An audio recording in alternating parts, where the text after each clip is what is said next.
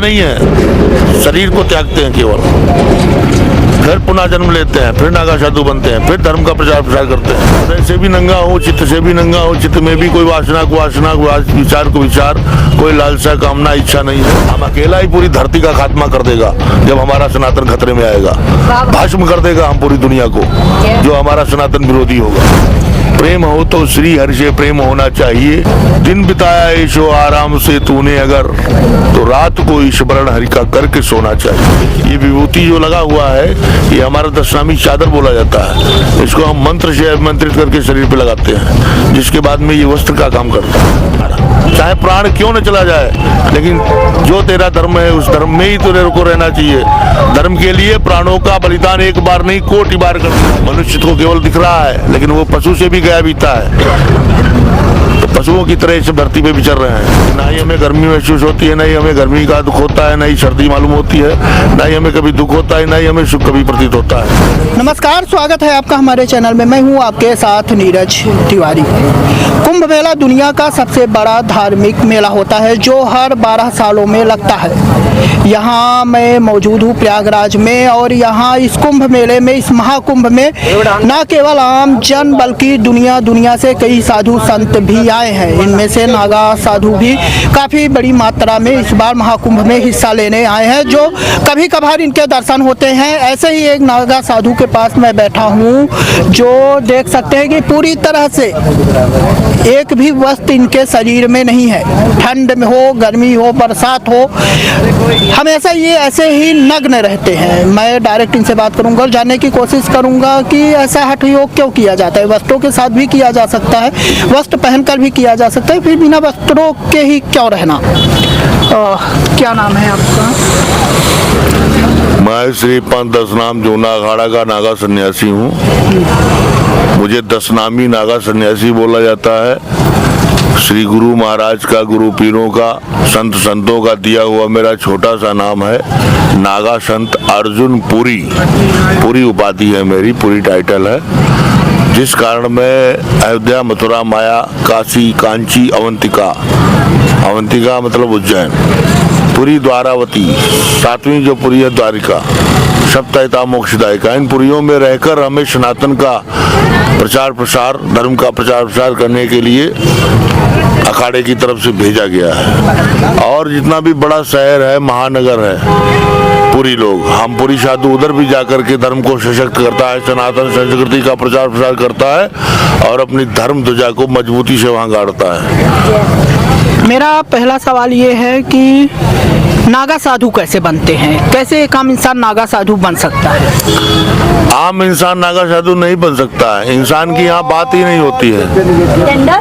यहाँ बात है बचपन की, बालपन की। 2-4 वर्ष, 5 वर्ष की अवस्था से ही हम संतों की शरण में दे दिए गए थे, तो नागा संतों के द्वारा ही मेरा पालन पोषण हुआ। अभी तक का सारा जीवन उनके चरण शरण में ही रहा है। इसलिए कोई आम जन, कोई साधारण मानव नागा साधु बनने का सोचे भी मत, क्योंकि नागा साधु की बचपन से ही प्रक्रिया होती है। तो बचपन से ही लगते हैं जब जाके यहाँ तक पहुँचते हैं। तो 5 साल की उम्र से ही आप बिना वस्त्रों के हैं या पहले वस्त्रों में थे, बाद में आपको ऐसे निर्वस्त्र हुए हैं? नहीं, मैं नंगा पैदा हुआ हूँ और नंगा साधुओं में रहा हूँ, इसलिए मैं बचपन से ही नंगा हूँ। और हृदय से भी नंगा हूँ, चित्त से भी नंगा हूँ, चित्त में भी कोई वासना को वासना, विचार को विचार, कोई लालसा कामना इच्छा नहीं है। जैसे आकाश स्वच्छ है, ऐसे हमारा चित्त भी स्वच्छ है, गंगा की तरह निर्मल और पवित्र, मक्खन की तरह कोमल। हम हृदय से भी नंगे हैं, बाद में ऊपर से नंगे, तो बात की बात है। ये हमें कोई ज्ञान भान ही नहीं है, क्योंकि हम तो जो है दशनामी वस्त्र पहने बैठे हुए हैं। ये विभूति जो लगा हुआ है ये हमारा दशनामी चादर बोला जाता है, इसको हम मंत्र से अभिमंत्रित करके शरीर पे लगाते हैं, जिसके बाद में ये वस्त्र का काम करता है। तो इसको लगाने के बाद ठंडी, गर्मी, बरसात हमेशा यही लगाते हैं? ठंडी गर्मी का तो हमारा अपना अभ्यास रहता है। सुखे दुखे समय कृत्वा लाभ हो जया जयो।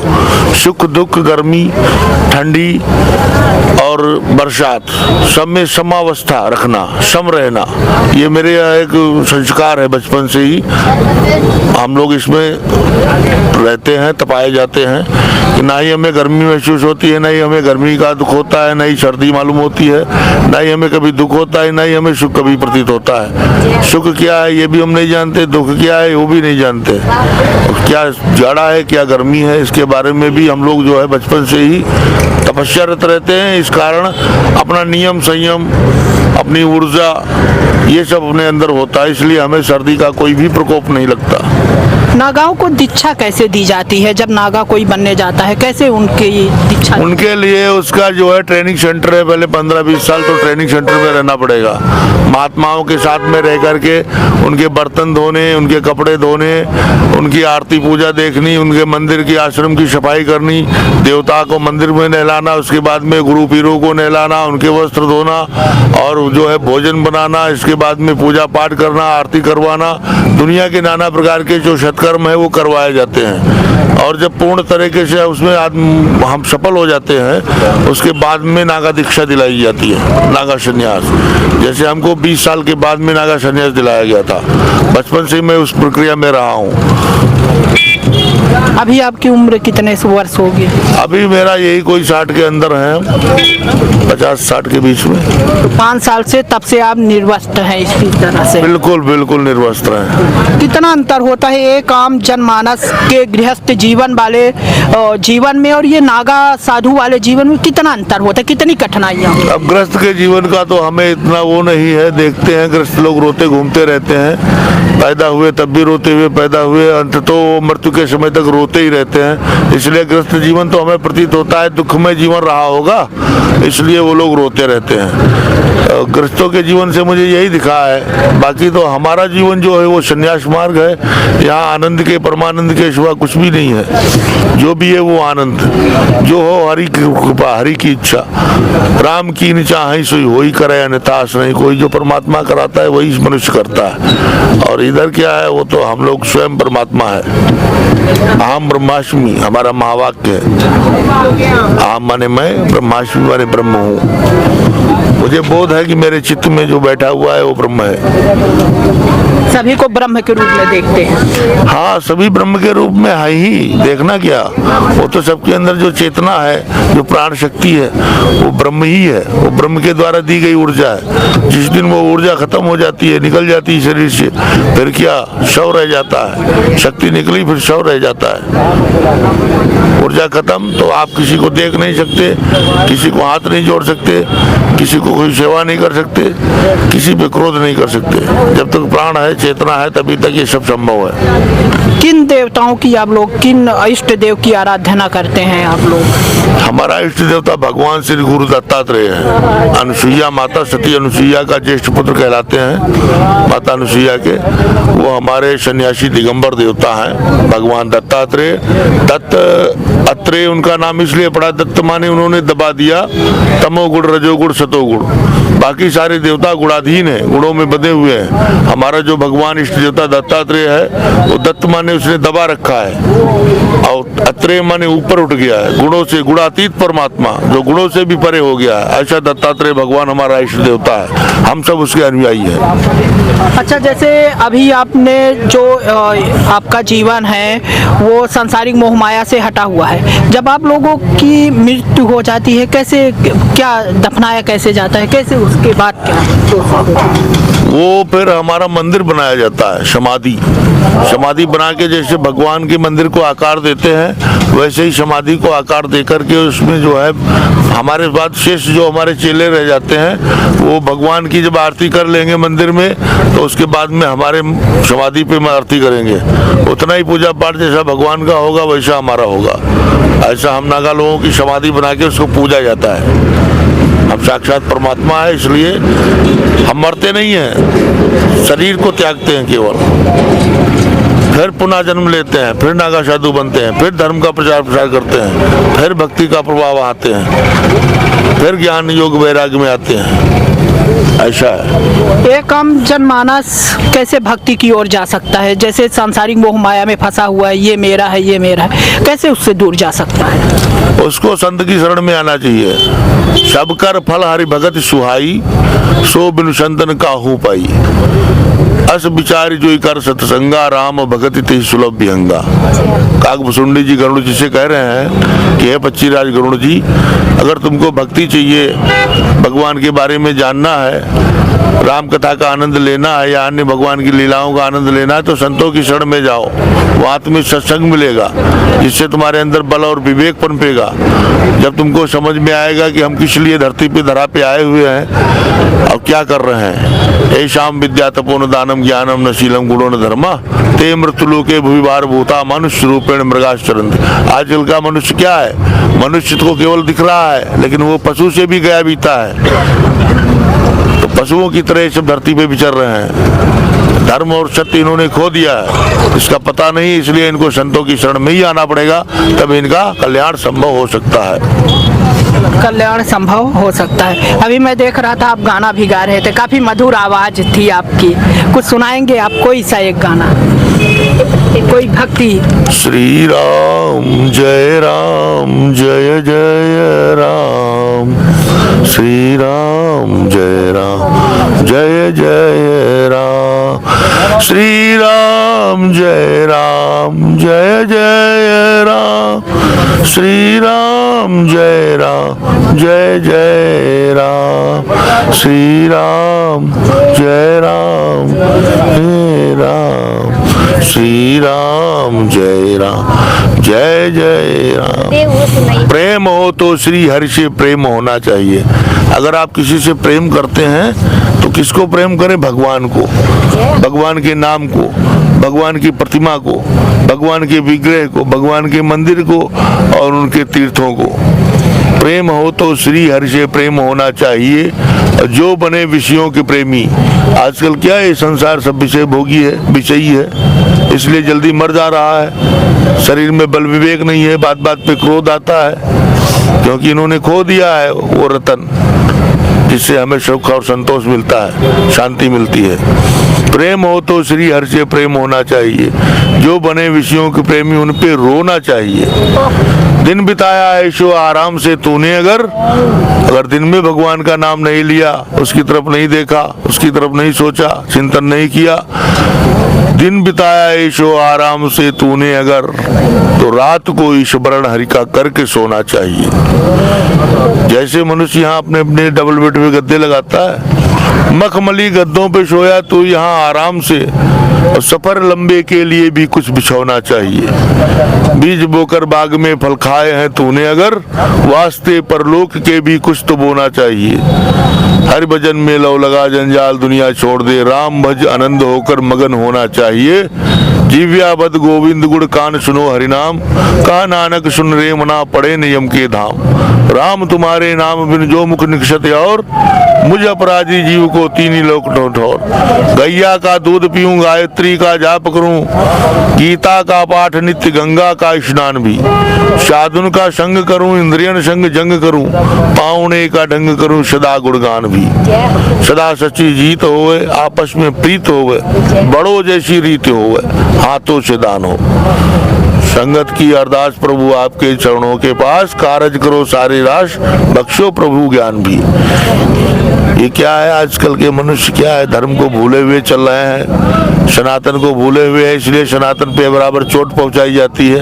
अन्य धर्म जो है सनातन को खत्म करने के लिए लगे हुए हैं, सनातन खतरे में है और हम सब लोग उसको खतरे में रहने नहीं देंगे, खतरे से बाहर निकाल लेंगे, क्योंकि हमारी तपस्या, हमारा बल विवेक शौर्य उसको सनातन को खतरे में जाने ही नहीं देगा।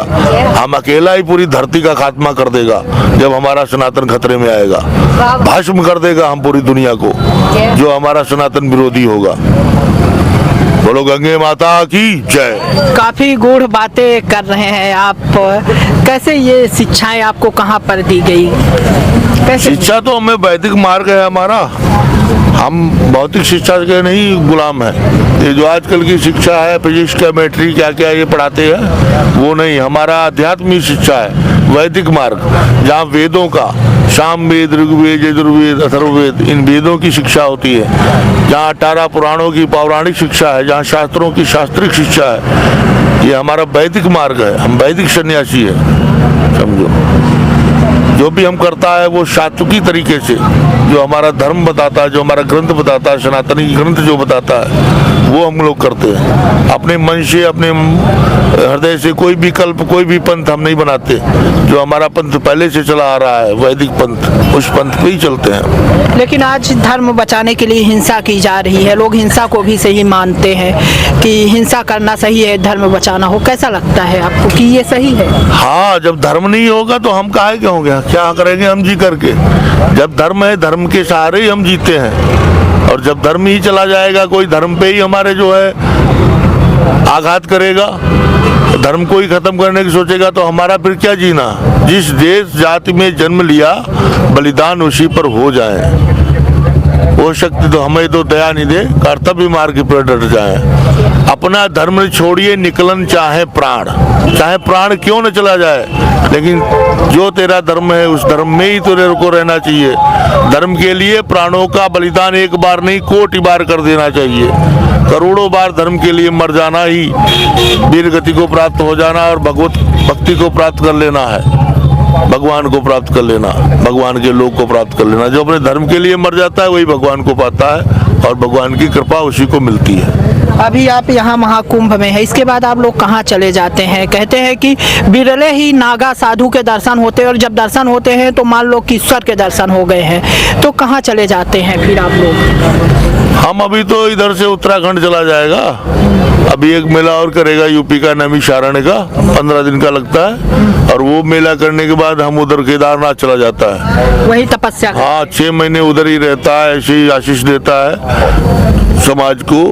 अपना जो श्रद्धालु वहाँ पहुँचता है और उधर तपस्या करता है केदारनाथ में। लेकिन वहाँ तो बहुत ठंड रहती है, बर्फ जम जाती है, शरीर पर कोई प्रभाव नहीं पड़ता? वो तो हमारा अपना जो एक्सपीरियंस है ना, हम लोग जो बचपन से ही उसमें अनुभव किए हुए हैं। सर्दी में हम लोग नंगे रहते हैं, गर्मियों में भी नंगे रहते हैं, कभी हमको सर्दी गर्मी का आभास ही नहीं होता, क्योंकि हमारा चित्त कहीं अलग लगा रहता है ना, चिंतन में लगा रहता है। इसलिए हमें शरीर का ज्ञान भान नहीं रहता है। शरीर पे सर्दी लग रही है हमें पता नहीं रहता, गर्मी लग रही है, कब भूख लग रही है, कब इसको क्या चाहिए हमें पता नहीं रहता। हम परमहंस जो है, हमारा श्रेणी परमहंस का है, जहाँ पे ज्ञान भान खत्म हो जाता है। आज मनुष्य भोग विलास में पड़ा हुआ है, कैसे ये शारीरिक मनुष्यों को क्या कहना चाहेंगे आप? कैसे वो इनसे दूर जाए, क्या शिक्षा देंगे आप? अब उनको इससे दूर जाने के लिए संतों की शरण में ही आना पड़ेगा, अन्यत्र कोई रास्ता नहीं है। नहीं तो वो 50 वर्ष में ही मर जाएंगे, 40 में ही मर जाएंगे। अभी आने वाली पीढ़ी 30-20 में ही मर जाया करेगी, समझो। तो ईश्वर को कैसे प्राप्त किया जा सकता है? ईश्वर को तो बहुत सरलता से प्राप्त किया जाता है। सहज योग, सहज ध्यान, सहज नाम जप। ईश्वर के लिए कोई भी जो है हमें कठोर साधना नहीं करनी है, कोई भी हठ साधना नहीं करनी है। कबीरा साहस समाधि भली। ईश्वर को प्राप्त करने के लिए हमें कुछ भी नहीं करना है, अपनी मन के चित्त की पवित्रता बनाए रखते हुए भगवान के नाम का जप करना है। इस तरीके से ईश्वर प्राप्त हो जाएगा। तो ये थे हमारे साथ एक नागा साधु, जिन्होंने देखा, आपने काफ़ी गूढ़ बातें कही हैं। कैसे इन्होंने बताया कि कैसे एक सांसारिक मनुष्य किस प्रकार से मोह माया में फंसा हुआ है और कैसे वो अपने इन मोह माया को त्याग सकता है और केवल साधु संतों के चरणों में आकर। वीडियो जर्नलिस्ट चंदन के साथ नीरज तिवारी की रिपोर्ट।